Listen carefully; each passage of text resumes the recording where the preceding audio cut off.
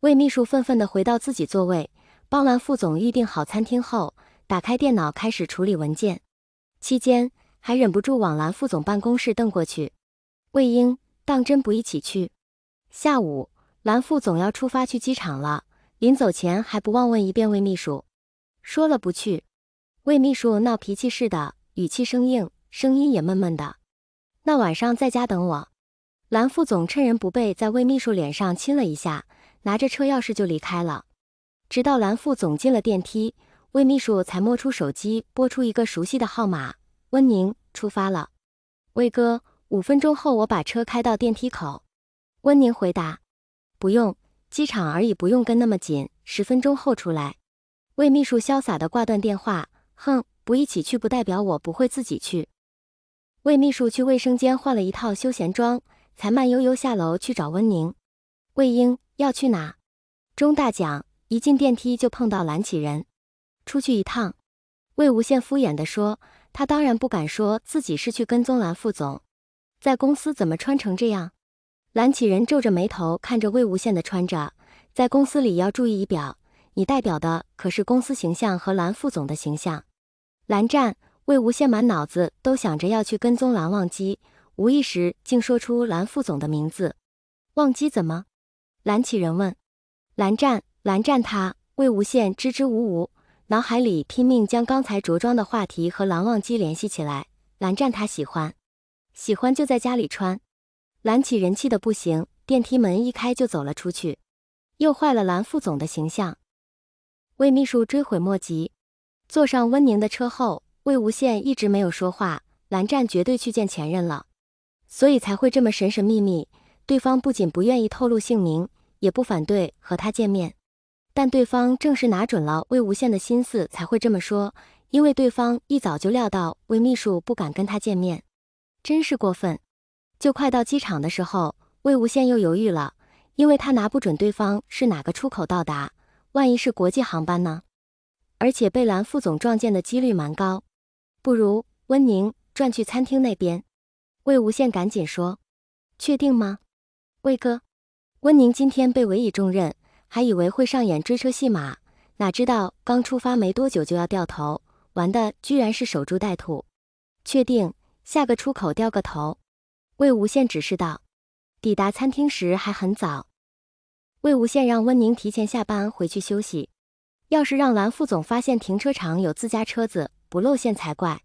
魏无羡帮忙订的是包间，不好偷窥，于是他选择了一个在进入包间的必经之路上的座位，还利用一旁的立直进行掩护，顺便叫了一杯咖啡，便开始百无聊赖的盯梢。不过，要是见到对方怎么办？站出来表示自己是蓝副总的配偶，格局也太小了吧？或者转身离去，等蓝副总回到家再兴师问罪。魏无羡摇摇头，这都不是他的作风。哎，他干嘛不正大光明跟着去呢？或者干脆就当不知道这件事，回家好好洗个澡睡觉不行吗？魏无羡又开始后悔了，对蓝副总应该多一点信任才行啊。现在离开还来得及。魏无羡站起身，正准备离开。阿英。魏无羡抬头一看，是老妈。妈，你来这里做什么？魏无羡生怕被蓝忘机撞见，将藏色拉到绿植后面。来吃饭呀。藏色的语气理所当然，为什么要躲起来？怕被蓝副总撞见啊。魏无羡已经没时间询问老妈什么时候过来的，拽着人就要出去，忽然想到一个事情，爸呢？诺，在你后面。藏色站在原地，压根没打算跟魏无羡走。魏無羡转过身，发现蓝忘机和魏长泽正往包间方向走来，一路有说有笑，和谐得很。蓝副总，魏无羡后背冒汗，简直想找一个洞钻进去。魏英，不是不来。蓝忘机调侃道。你们，魏无羡来回看着老妈老爸，搞不清楚状况。我们不是每年要出去旅行一趟吗？每次回来忘机都来机场接我们，吃过饭后再送我们去酒店。藏色看不下去了，主动解释道。那为什么不让说是去接你们？魏无羡生气道，害他拜白，担心一场。